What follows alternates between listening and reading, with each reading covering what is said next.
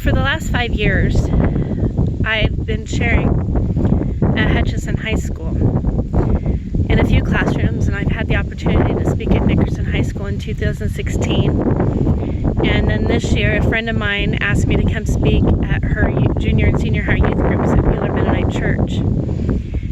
That led to me speaking at Buhler High School, and that led me to speaking at Reno Valley Middle School. This time of year, third trimester, is usually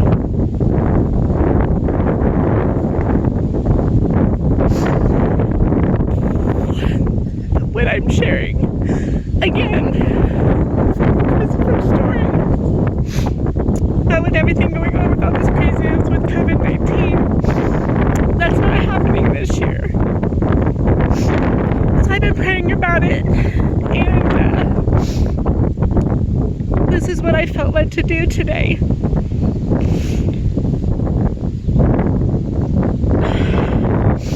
Nine years ago today,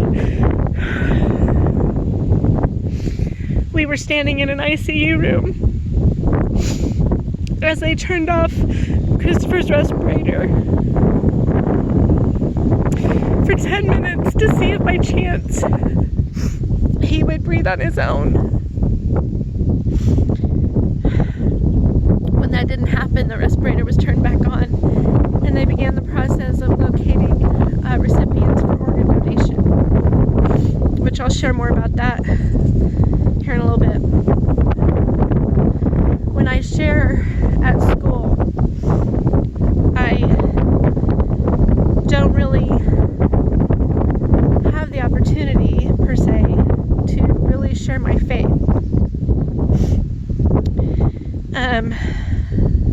I do cover a great deal about drugs, the side effects, drug-related suicide statistics, all that kind of stuff. You see, 9 years ago, I was a parent that didn't know much about drugs, about their side effects and the dangers, the 100% dangers of them. I knew they existed and I knew they were dangerous, but I didn't know to the full extent. Christopher's birth mom chose to do drugs while she was pregnant with him, and he was born drug addicted, which made the possibilities that much greater that he too would become addicted later on in life.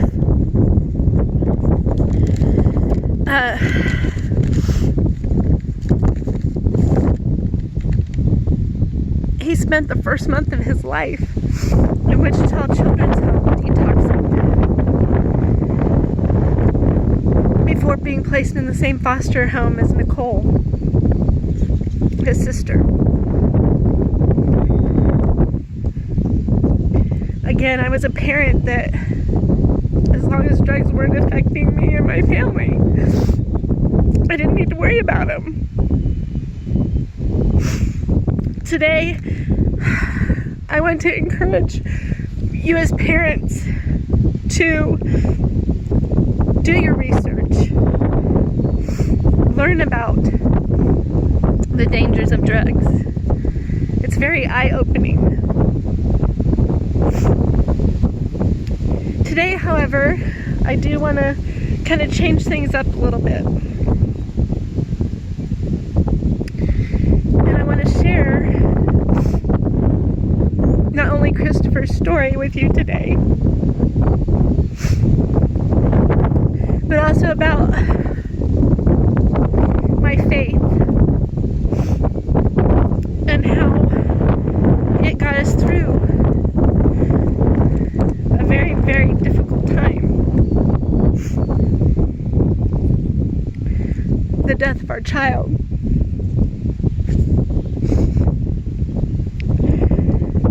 I have felt God's presence in my life a number of different times. But there are 3 times in particular that just really, truly stand out. in 1983 when I was 13 years old. And I went before the church and accepted Christ as my Savior and was baptized in Him. As I pledged to follow Christ and to be baptized and had tears rolling down my face, I felt God's hand on me. It's a peace that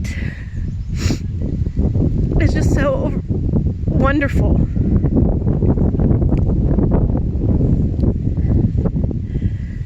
I knew God had plans for me. What those plans were, I didn't know. Heck, I'm almost 50 years old and I still don't 100% know what God's plans for me are. All I can do is trust that He is going to guide me in the direction He needs me to go. And that's the faith that I have in Him. The second time I felt God's presence was in my mid-20s. You see, I've had all sorts of medical issues where it relates to the female. And from being put on birth control that was too strong for my body and my body rejecting it, to finding out 12 years ago, not from a gynecologist, but from my gastric bypass surgeon, that I had PCOS, and that's probably why I wasn't getting pregnant all those years. But in my mid-20s, I can't tell you what number of gynecologists it was I went to, but it was the last one I had gone to. In Wichita. It was a specialist in fertility. I laugh because it's kind of funny. No gynecologist I ever went to ever performed any tests or anything to find out what was going on with my body. They just kept saying, "You're fat. Lose weight, you'll get pregnant. Easy peasy." But this particular doctor visit, not only did that doctor tell me that I wasn't getting pregnant because I was fat, but that I was also very depressed. And I was.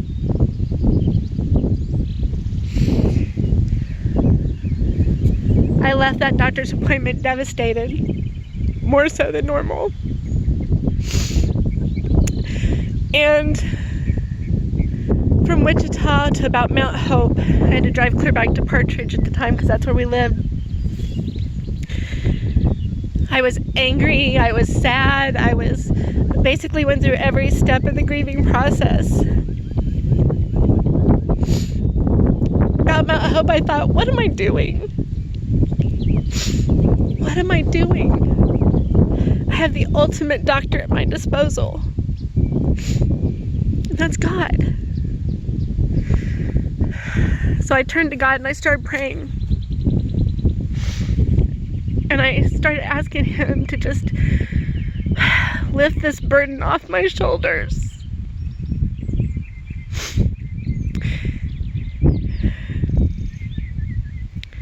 By the time I got around Haven, or just past Haven, that burden, that heavy, heavy burden that I had been carrying, lifted up off of me. And again, that peace of God being right there with me, letting me know everything was okay, that He had a plan. Let me know everything was okay. By the time I got home and shared with John everything that had just happened, from what the doctor had said, to the praying, to God lifting that burden off my shoulders, John could see a difference in me. He too knew I was okay, that God was present. And we prayed. And that's where God led us to deciding on adoption. And that's a whole nother story that I could stand here and share with you, how God let us know we were going to be parents. It was amazing, just little things that He did, little signs He gave us.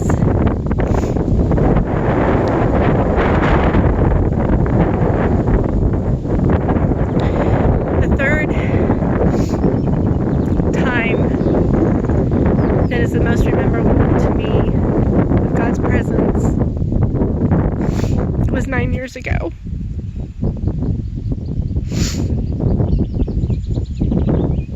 You see, I already shared with you that Chris was born drug addicted, that his birth mom had used while she was pregnant with him. A year before he died was when we knew Chris had started using drugs. Trying to find out by accident. He had come home from track practice and wanted to go hang out with some wrestling buddies. We said, okay. Told him what time to be home. And he left to go hang out with his buds. Nicole got home from track practice and goes, so did Chris tell you what happened at track practice today? No. Well, he had told the head track coach to F off. We never had a discussion with him over how wrong that was. I called him and I said, you need to come home immediately. He hadn't been gone very long, maybe 30 minutes. And when he came home, I happened to be walking past the front door as he walked in, and he reeked of marijuana. His hazel green eyes were gray. His skin was ashy, and he just stunk.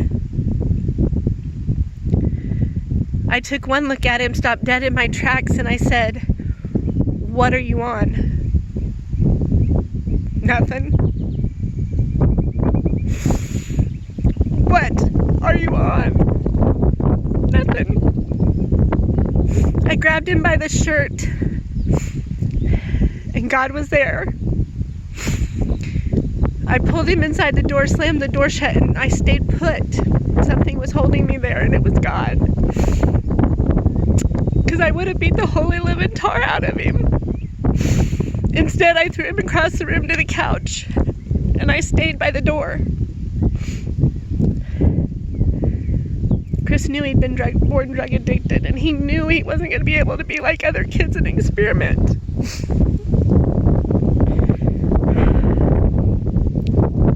He stunk so bad, and he was high, so we knew he wasn't going to hear anything we had to say. So we told him to go take a shower. I finished making dinner.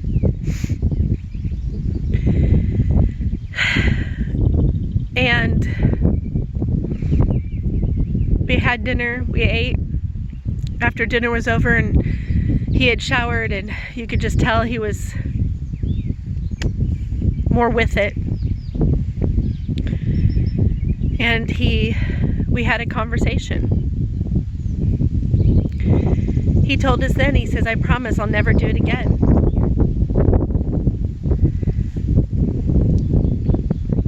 Not the first time we heard, I will never do it again from him. We weren't 100% sure what to do at this point in time.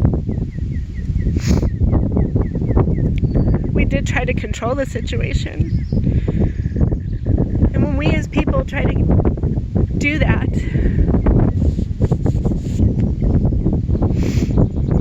it doesn't usually go over real well when we try to control our own lives. God has a way of placing people in our lives, whether it's for a short period of time or a long period of time, or situations in which we find ourselves where we can make a good decision or a bad decision. It's a choice.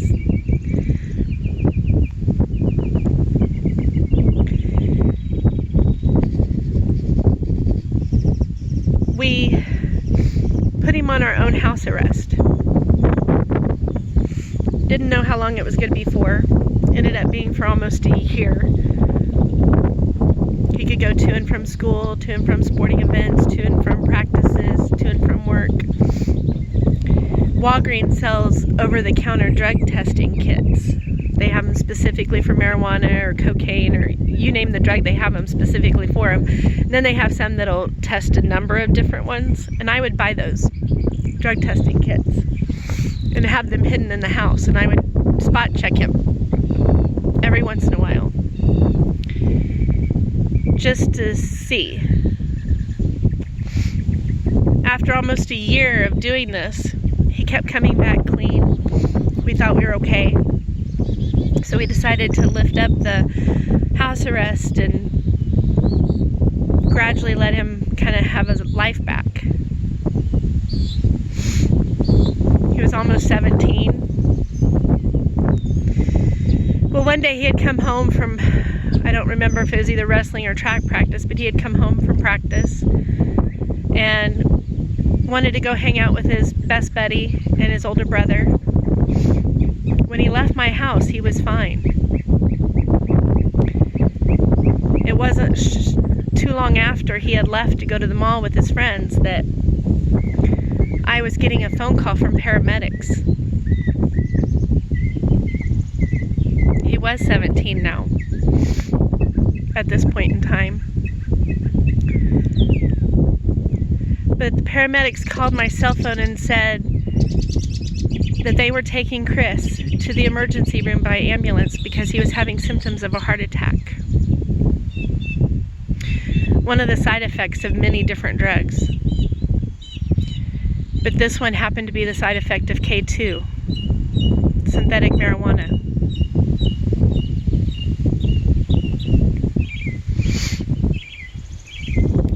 It was new at the time and we didn't know a lot about it. Nobody did. All I really knew about it at that point in time was it had been in the news. Some guy in Salina was manufacturing it and had gotten in big trouble for it. But I didn't know much else about it.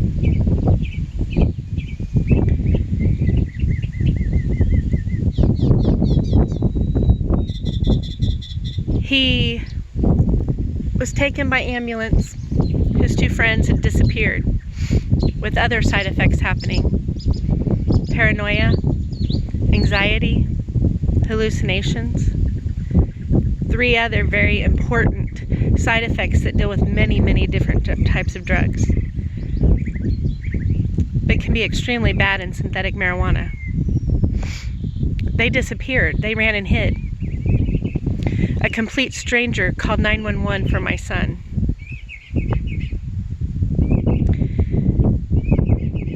I got to the emergency room, was greeted by a police officer who informed me that Chris was on K2. He couldn't tell me much about it other than the fact that at that particular time 9 years ago, it only lasted about 20-30 minutes, the high, and that he was coming down out of that high.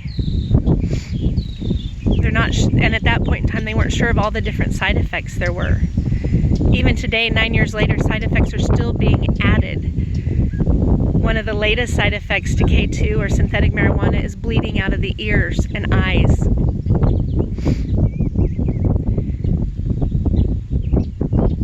But they've had to change how they manufacture K2 because it is illegal in all 50 states now. And it's not supposed to be sold over the counter.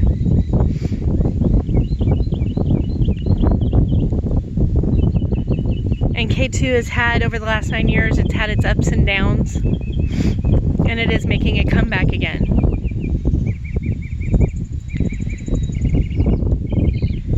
I walked into that emergency hospital room. And Christopher, the minute I walked in that room, he started crying. Looked at me again and said, "I'm so sorry, Mom. I'll never do it again." Like I mentioned, not the first time we heard him say it.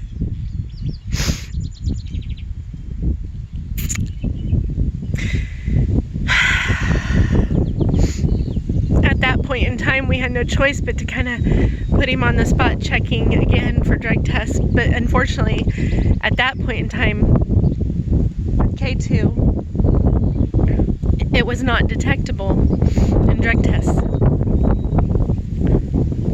That's changing, which is a good thing.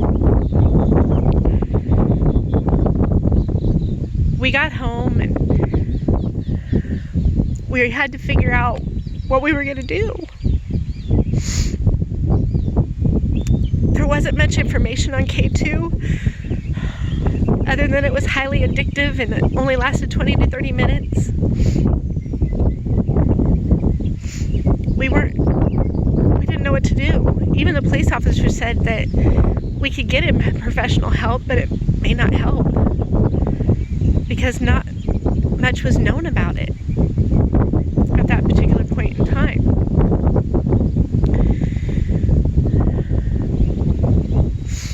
Fast forward about 3 weeks. And you remember how I mentioned that God has a way of placing people in your lives and situations that happen and that type of thing? God was present. On April 21st, 2011, I was at work at the Salt Museum because that's where I worked at the time, and a fluke thing happened with the hoist, and I ended up falling and messing up my ankle. Didn't know until the next day that it was a hairline fracture. God needed me to slow down, so he slowed me down. April 22nd, 2011 was Good Friday. There was no school. Christopher was still in bed. I had woken up and couldn't hardly put any weight on my ankle, and so I asked Nicole if she would take me to same-day care. Gave Chris and Trevor things to do. Christopher completed everything on his list, including something that wasn't on his list, and that was getting high. Trevor was 12.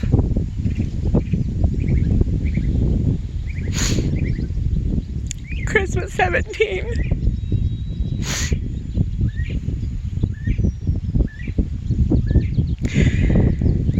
Nicole and I were sitting in the same-day care doctor's office, and the doctor was telling me he was putting me in a walking boot. I'd probably be in it for 6 to 9 weeks. He was going to call in a pain medication, and I needed to follow up with a bone doctor in a couple days. Well, I didn't follow up with a bone doctor right away. It was probably about a week and a half later. I never went and picked up the pain medication that had been prescribed, because while we were sitting there and the doctor was putting me in the walking boot, my phone had rang. I handed it over to Nicole.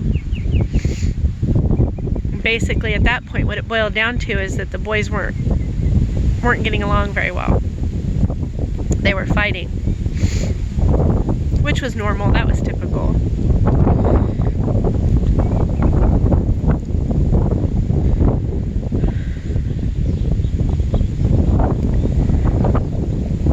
She got the phone and looked at me and said, "They're fighting like normal." I said, "Okay." We then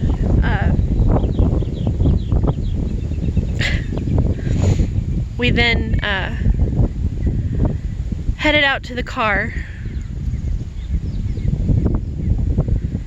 to head home, and my phone rang again. This time I answered, and it was Trevor. He's like, "Hey Mom, Chris is playing a joke on me." I said, "Okay, what's he doing?" "He's pretending to hang himself." I said, "Okay." I said, "I need you to go back where he's at, and I need you to talk to him, and don't stop talking to him until your sister and I get there. We'll be there in a minute." I hung up, and I looked at Nicole, and I said, "Floor it. Chris is hanging himself." She floored it. We got home. Luckily, we didn't live very far, so it didn't take long to get home. We got home, and she jumped out of the car and ran into the house. Me and that stupid walking boot got there as fast as we could. By the time I got where Chris was at, Nicole was struggling to hold him up.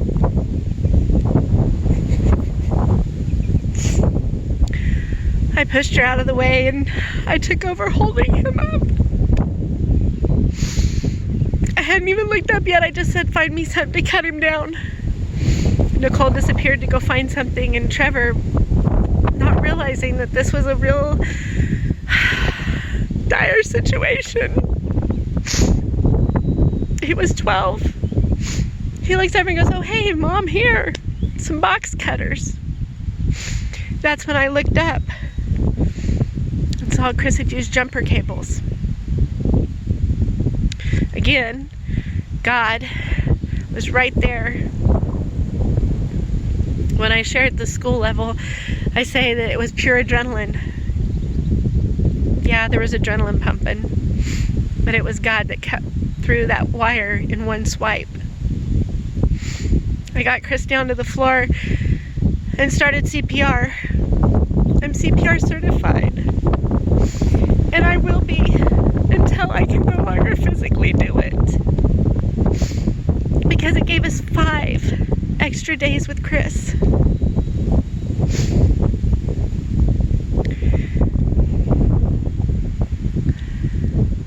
And I would do it over and over and over again. I would do it in this situation again. I would do it for anyone else again, especially if it would give somebody 5 extra days with a loved one. But again, it was God that was right there with me the entire time, guiding me, directing me. I was just going through the motions. God was the one doing the real work there.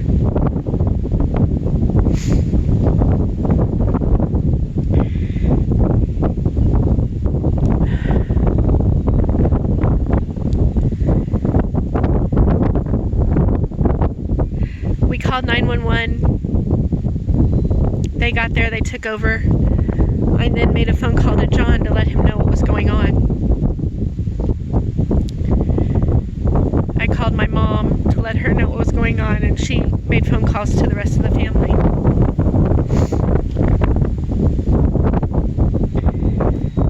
When we got to the emergency room, Dr. Isenhoff, who was our kid's pediatrician, greeted us and gave me a big old bear hug and goes, "This isn't good."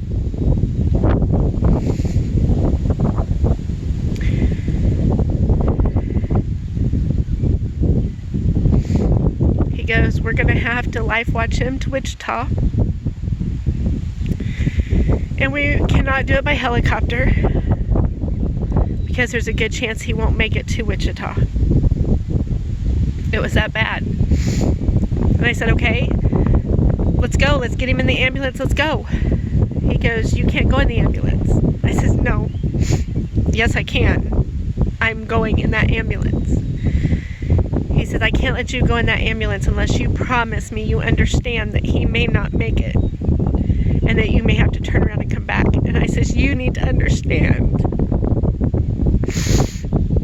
that I will be with my son if he dies.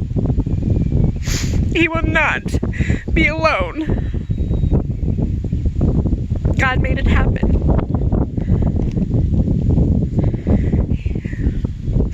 He made it happen so that I was in that ambulance. Not only that, my high school basketball coach's ex-wife was the ambulance driver. She was the one driving that ambulance. She remembered me from high school. And she was able to talk to me and keep me calm as we drove to Wichita. We made it to Wichita. I had a sister-in-law in Wichita at the time, and she was there when the doctors first came in, before any other family got there, and the doctors told us that the next 24 to 48 hours would be crucial. He was in critical condition. It was touch and go. He was on a respirator, so he was on life support. And they got us in an ICU room. They gave us a little private room where we could keep things and just have some quiet time just to ourselves if needed.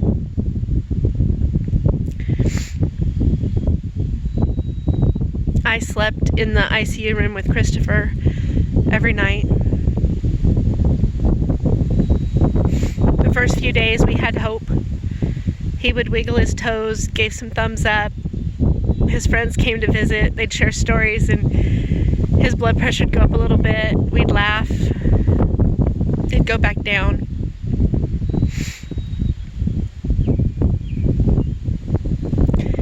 But then that one night,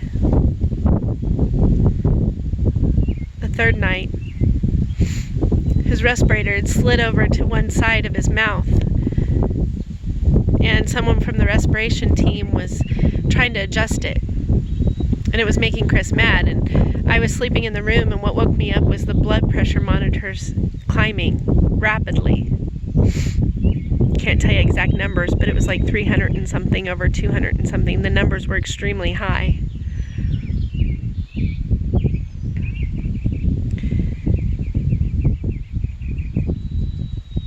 I knew it was a bad situation. All the bells and whistles and everything started going off, and doctors and nurses were running in the room because Chris was crashing. And all I could do was sit there and pray and watch as they stabilized Christopher.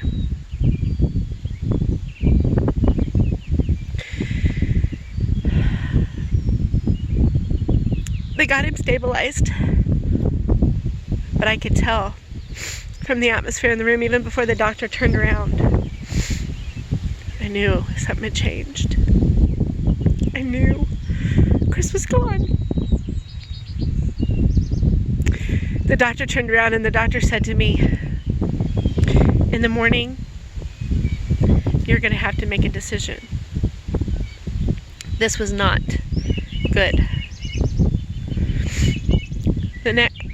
I walked over to Christopher, and I kissed him and told him it was okay. Told him it was okay. God needed him more than we did at that point in time. And I told him it was okay and that I loved him.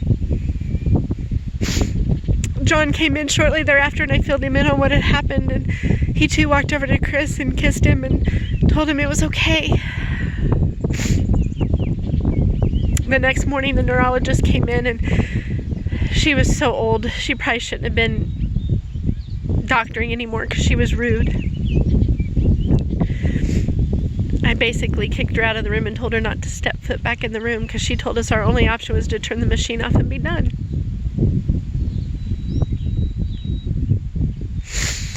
But deep down, God was telling me no.